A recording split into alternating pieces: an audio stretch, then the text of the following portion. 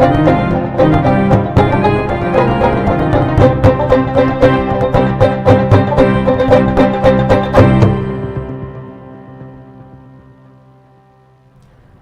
শুভ সন্ধ্যা। আপনারা দেখছেন news now. আমি রয়েছি আপনাদের সাথে মিনাক্ষী। চোখ রাখছি মুহূর্তের খবরে।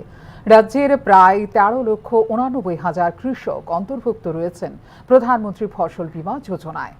শনিবার কিষাণ সম্মান নিধি প্রকল্পের 6 বছর পূর্তি উপলক্ষে আয়োজিত অনুষ্ঠানে বক্তব্য রাখতে গিয়ে এই কথাই জানিয়েছেন মুখ্যমন্ত্রী ডাক্তার মানিক সাহা। রাজ্যের 13,89,000 কৃষক প্রধানমন্ত্রী ফসল বীমা যোজনার অন্তর্ভুক্ত হয়েছেন। এছাড়া মুখ্যমন্ত্রী ফসলের যোজনায় আলাদাভাবে অন্তর্ভুক্ত রয়েছেন 3.8 লক্ষ কৃষক।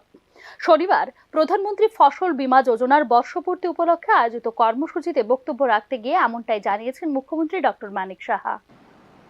প্রধানমন্ত্রী ফসল বীমা যোজনা এখানে 13,89,000 ফার্মার আমরা এই প্রধানমন্ত্রী ফসল বীমা যোজনায় এখানে ত্রিপুরাতে কাভার্ড আছে। আর আমরা কি করেছি, মুখ্যমন্ত্রী ফসল বীমা যোজনায় তার যে প্রিমিয়াম দিতে হয় তার 95% আমরা দিচ্ছি, ত্রিপুরা সরকার তার বহন করছে। এবং তাতে করে এখন পর্যন্ত প্রায় 3.81 ফার্মার্স তারা কিন্তু এতে কাভার হয়েছে। মুখ্যমন্ত্রী ইন্টিগ্রেটেড ক্রপ ম্যানেজমেন্ট প্রোগ্রাম, মুখ্যমন্ত্রী ইন্টিগ্রেটেড ক্রপ ম্যানেজমেন্ট প্রোগ্রাম অর্থাৎ MICMP, সেখানে এই আমন চাষের সময় আমরা এবারে 2024-এ আমরা টার্গেট করছি যে 75,000 হেক্টর যাতে আমরা টার্গেট করেছি। এটার মধ্যে আমরা স্কিমেটিক অ্যাসিস্ট্যান্স আমরা দেওয়ার ব্যবস্থা করছি at the rate of 5,650 per hectare, যার প্রতিটা হেক্টরে 5,000 আমাদের তরফ থেকে আমরা দেওয়ার যে একটা ব্যবস্থা প্রধানমন্ত্রীর মার্গদর্শনে আমরাও সেটা করছি এই আমন গ্রোয়ারদের জন্য। এবং আমরা এর জন্য যে বাজেট আমরা রেখেছি আমাদের নিজেদের বাজেট থেকে আমরা সেটা দিচ্ছি প্রায় 15 কোটি টাকা। এই যে 5,650 হেক্টর পার হেক্টর আমরা দিচ্ছি, তার জন্য আমরা রেখেছি। রাজ্য সরকারের ইউনিফাইড ফার্মার্স ডাটাবেসে 3,30,500 কৃষক অন্তর্ভুক্ত রয়েছেন বলেও জানিয়েছেন মুখ্যমন্ত্রী। এক্ষেত্রে রিয়েল টাইম ক্রপ রেকর্ড এবং ল্যান্ড রেকর্ড লিঙ্কিং রয়েছে বলে অরুন্ধতী নগরের কৃষি বিজ্ঞান অনুসন্ধান কেন্দ্রে আয়োজিত অনুষ্ঠানে বক্তব্য রাখতে গিয়ে জানিয়েছেন মুখ্যমন্ত্রী। ইউনিফাইড ফার্মার ডাটাবেস, কতজন ফার্মার আছে আমরা কিন্তু অনেক সময় বুঝতে পারি, তার জন্য একটা ডাটাবেস ইউনিফাইড ফার্মার ডাটাবেস আমরা তৈরি করছি। এতে করে 3,30,500 ফার্মার এখন পর্যন্ত এই পোর্টালে আপলোড হয়েছে। দেখুন, যদি আমরা এখন যেহেতু আমাদের ডিজিটাল যুগ, তো সব কিছু ডিজিটালি চিন্তা করতে হবে যে কোথায় ফার্মার আছে, ফার্মাররা রেজিস্ট্রেশন হয়েছে কিনা। তো এতে করে রিয়েল টাইম ক্রপ সার্ভেও ল্যান্ড রেকর্ডস লিঙ্কিং সেটাও ব্যবস্থা করেছি, তার কতটুকু জায়গা আছে ওই কৃষকের, এইসব আমরা সেই দিকেও আমরা নজর রেখেছি। কৃষি প্রধান ভারতীয় গ্রামীণ অর্থনীতিকে মজবুত করতে শুরু হওয়া কিষাণ সম্মান নিধি প্রকল্প ইতিমধ্যে পূর্ণ করেছে 6 বছর। শনিবারই ত্রিপুরা সহ দেশের 9,50,00,000 কৃষকের জন্য কিষাণ সম্মান নিধির 18তম কিস্তি হিসেবে 20,000 কোটি টাকার অর্থ রাশি প্রদান করে কেন্দ্রীয় সরকার। অরুন্ধতী নগরের কৃষি বিজ্ঞান অনুসন্ধান কেন্দ্রের কনফারেন্স হলে ভার্চুয়ালভাবে এই কার্যক্রমের সাথে সংযুক্ত হন মুখ্যমন্ত্রী doctor Manik Saha. Bureau report, news now. বাংলাদেশের সংখ্যালঘুদের ওপর আক্রমণের প্রতিবাদে শনিবার এক বিক্ষোভ মিছিল ও পথসভার আয়োজন করে ত্রিপুরা বামফ্রন্ট নেতৃত্ব। বিক্ষোভ মিছিলটি সিপিআইএম পশ্চিম ত্রিপুরা জেলা অফিসের সামনে থেকে শুরু হয়ে ওরিয়েন্ট চৌমুহনীতে এসে শেষ হয়। সেখানেই পথসভা অনুষ্ঠিত হয়। বাংলাদেশের সংখ্যালঘু হিন্দু জনগণের ওপর আক্রমণের প্রতিবাদ করে রাজ্য সিপিআইএম নেতৃত্ব এক বিক্ষোভ মিছিলের ডাক দেয়। এই মিছিলে নেতৃত্ব দেন সিপিআইএমের প্রাক্তন মুখ্যমন্ত্রী মানিক সরকার। সারা দিনের বৃষ্টিকে উপেক্ষা করে প্রচুর সংখ্যক ভারতীয় সংখ্যালঘু মুসলিম সম্প্রদায়ের মানুষ সহ নারী পুরুষ নির্বিশেষে সকল অংশের মানুষ এই বিক্ষোভ মিছিলে যোগদান করে।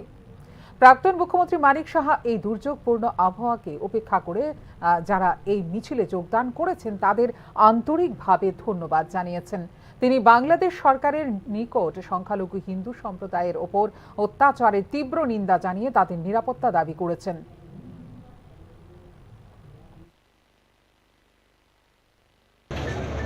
বাংলাদেশে সংখ্যালঘু অংশের মানুষ যারা, তাদের বিরুদ্ধে সর্বত্র না হলেও বেশ কিছু জায়গায়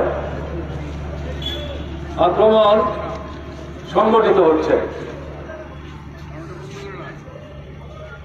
এই আক্রমণকে আমরা নিন্দা করছি, প্রতিবাদ জানাচ্ছি।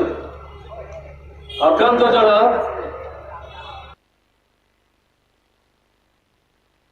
খুব শীঘ্রই ভারত ছাড়তে চলেছেন শেখ হাসিনা বলে শুরু হয়েছে এক প্রস্ত জল্পনা।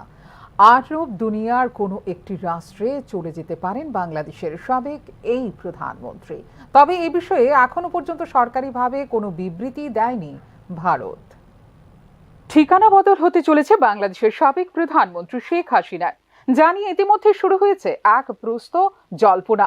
বিষয়টি নিয়ে বাংলাদেশ এবং ভারত এই দু দেশেই শুরু হয়েছে জোর চর্চা। জল্পনার প্রতিপাদ্য বিষয় হলো খুব শীঘ্রই আরব দুনিয়ার কোনো একটি রাষ্ট্রে চলে যেতে পারেন শেখ হাসিনা। ভারতে শেখ হাসিনা ঠিক কোন ভিসা স্ট্যাটাসে রয়েছেন তা জানতে চেয়েছে মার্কিন যুক্তরাষ্ট্র। উত্তরে আগামী কিছুদিনের মধ্যেই হাসিনা ভারত ছেড়ে চলে যাবেন অন্য দেশে বলে জানিয়ে দিয়েছে ভারত। যদিও কূটনৈতিক প্রোটোকলের দোহাই দিয়ে সমগ্র বিষয়টি চেপে যাচ্ছে ভারত এবং মার্কিন যুক্তরাষ্ট্র। বাংলাদেশের সাবেক প্রধানমন্ত্রী শেখ হাসিনা ভারতে আসেন গত 5 আগস্ট। ভারত ও বাংলাদেশের মধ্যে হওয়া চুক্তি অনুযায়ী ভিসা উত্তীর্ণ বসবাস সময়সীমা 45 দিন পর্যন্ত সম্প্রসারিত হতে পারে হাসিনার। কিন্তু তারপর কোনোভাবেই যে ভারত তাকে থাকতে দিতে পারবে না এমন নয়। সেক্ষেত্রে প্রশ্ন উঠবে, তাহলে তসলিমা নাসরিন কিভাবে আছেন ভারতে? প্রতিটি দেশের সাময়িক ভিসার একটি প্রোটোকল থাকে। সেই প্রোটোকলে ওই দেশের বিদেশ ও স্বরাষ্ট্র মন্ত্রকের যৌথ একটি ফর্মুলায় স্থির হয় এবং পরিবর্তন হয়। সুতরাং প্রয়োজনে সাময়িক ভিসার মেয়াদ বাড়াতে পারবে ভারত। সম্প্রতি মোহাম্মদ ইউনুস গিয়েছিলেন আমেরিকায় রাষ্ট্রসংঘের সাধারণ সভায় যোগ দিতে। তিনি দেখা করেন জো বাইডেনের সঙ্গে। ভারত নিয়েও তাদের মধ্যে আলোচনা হয়েছে বলে ওই বৈঠকের পরেই জানা গিয়েছিল। সেই বৈঠকে নিশ্চিতভাবে ইউনুস বাইডেনকে ভারতে হাসিনার অবস্থিতি নিয়ে প্রশ্ন তুলেছেন। সেই আলোচনার কারণেই কি শেখ হাসিনার ভিসা স্ট্যাটাস জানতে চেয়েছে আমেরিকা? প্রশ্ন উঠছে তা নিয়ে। ফিউরো রিপোর্ট, নিউজ নাও। কর্তব্যরত ট্রাফিক পুলিশ কর্মী নিগ্রহের ঘটনায় অভিযুক্তদের বিরুদ্ধে সুনির্দিষ্ট ধারায় মামলা দায়ের করা হয়েছে পশ্চিম আগরতলা থানায়। তদন্তের মধ্য দিয়ে জড়িতদের বিরুদ্ধে কঠোর ব্যবস্থা নেওয়া হবে বলে জানিয়েছে পুলিশ। গত 2 অক্টোবর সন্ধ্যায় নেতাজি চৌমুহনী এলাকায় 2 জনজাতি ট্রাফিক আধিকারিক নিজ দায়িত্ব পালন করছিলেন। ওই সময় 3 যুবক দ্বারা দৈহিক নিগ্রহের শিকার হয়েছে ট্রাফিক পুলিশ কর্মী। এই ঘটনায় পশ্চিম আগরতলা থানায় বিএনএস 132, 351, 2-3-3-5 ধারায় এবং ধারা 3-1 RS এর তফসিলি জাতি ও তফসিলি উপজাতি প্রতিরোধ নৃশংসতা আইন অনুযায়ী মামলা দায়ের করা হয়েছে বলে জানিয়েছে পুলিশ। পুলিশ ইতিমধ্যে তদন্তে নেমেছে এবং সমাজের বৃহত্তর স্বার্থে তাঁদেরকে সহযোগিতা করার জন্য সকলকে অনুরোধও জানিয়েছে পুলিশ।